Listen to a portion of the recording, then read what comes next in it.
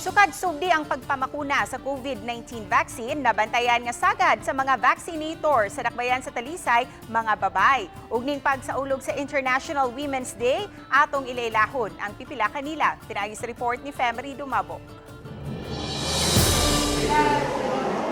Sa vaccination center alang sa 5 ngadto sa 11 anyos, dinhi sa dakbayan sa Talisay, puros mga babay. Si Julie B. Reyes, 38 anyos, head vaccinator, 13 katuig, 8 ni iniisip nar sa Singapore. Sa miaging tuig lang si Reyes ni uli. Apan inay mo pahuway, mas gipili niyang mamahimong vaccinator. Alang kaniya, lahi ang babay nga nurse kay anaa sa ilang pagkasila ang pag-amping o pagbatyag sa mga pasyente, ilabi na sa mga bata. Aside sa sensitivity, mas gaan siguro ang kamot sa babay, and at the same time kuan siya,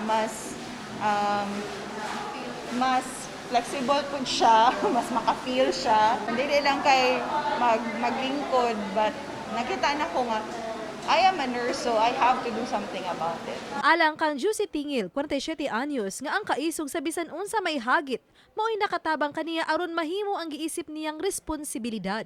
Mga babae jud ang mas dili sila mahadlok. Nga mura gani sila kaya nila nga tanan nga mabuhat nila.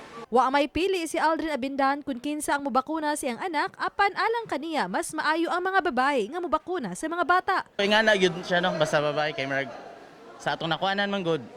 Kanang gaan og kamot. Dako kayong pasalamat og saludo si Dr. Lino Alanzado, Talisay City Health Officer, sa natampo sa kababayinan nga way kakapoy nga nangalagad ning panahon sa COVID-19. Uban ni Godfrey Rilien. Ako si Femery Dumabok. Balitang Bisdak!